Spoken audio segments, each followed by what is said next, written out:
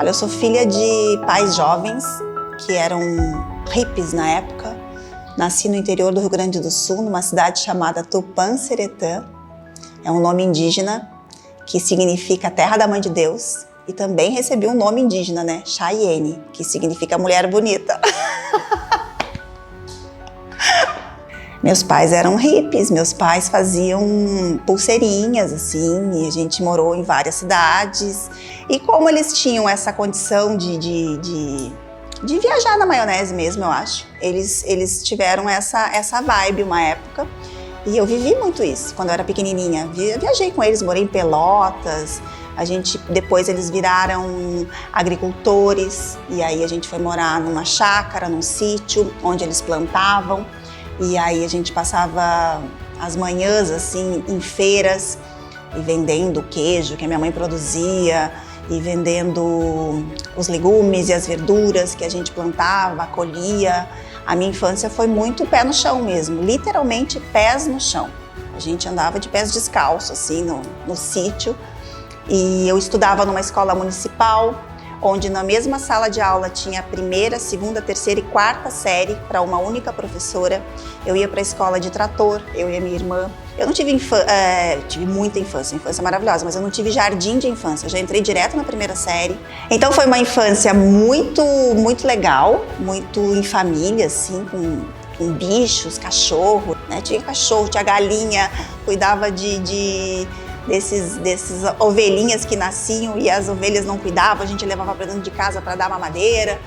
Mas a minha infância também foi muito, digamos assim, muito batalhadora. Eu via meus pais batalhando bastante. A minha mãe e o meu pai me criaram eu e a minha irmã, a Luana, muito para estudar. Pra gente estudar e dominar o mundo, e morar fora, e se a gente quisesse usar um mochilão e viver pelo mundo, a gente tinha esse apoio. Acho que coisas que eles não puderam viver, eles nos incentivaram. A gente não viveu a vida toda no sítio, né? Até porque a gente precisava estudar, e aí só tinha até a quarta série, aí a gente foi pra cidade, minha mãe e meu pai colocaram uma fruteira chamada Bita e Beta Produtos da Terra. Era uma fruteira bem na avenida central da cidade, só que a cidade é uma cidadezinha, gente, bem pequena. E a gente foi para uma escola maior, uma escola estadual, depois eu fui para uma escola particular. E aí foi quando eu terminei minha 8ª série. Voltei para a escola estadual, nessa mesma cidade, para fazer o 3º grau. No 3º grau já não estava aguentando muito estudar e ficar quieta, eu sou bem inquieta mesmo, sempre fui. Mas eu era muito boa nas notas.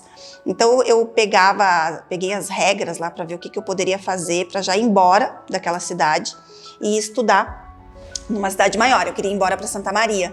Tinha uma amiga que já morava em Santa Maria, que já fazia o 2º grau em Santa Maria. Eu queria ir para lá fazer cursinho porque eu queria fazer medicina. Meu avô era médico e era um médico bem reconhecido na cidade. Ele tinha falecido há uns 3 anos antes de eu começar a fazer vestibular e eu decidi que eu ia fazer medicina. Pela influência dele, por sempre me dizerem que eu era intelectual, eu acreditava, e isso eu digo até hoje, que é uma crença que colocaram em mim, porque eu não sou intelectual. E o que aconteceu? O fato de eu acreditar que eu era uma intelectual, achei que eu tinha a possibilidade de fazer uma medicina. Só que eu só podia fazer uma medicina numa pública. E eu passava nas medicinas particulares. Eu passei na UBRA, na PUC. Nessa época, quando eu já tinha 10 anos, 11 anos, meu pai já tinha separado da minha mãe e ele veio morar em Santa Catarina. Ele veio morar em Florianópolis. Então a gente ficou com a minha mãe lá em Tupã-Seretã, meu pai veio morar em Santa Catarina. A gente passava as férias aqui com ele. E isso foi acontecendo. Teve uma época, nessa época de vestibular, que eu até vim morar com meu pai. Morei um tempo com meu pai aqui. E depois voltei. E aí eu trouxe a minha mãe. Aí a minha mãe veio morar aqui comigo, a minha irmã também. E a gente colocou uma cafeteria aqui, enfim, porque no fim eu não passei no tal da medicina pública. Então eu decidi que eu não ia fazer outra, que eu ia empreender, resolvi empreender.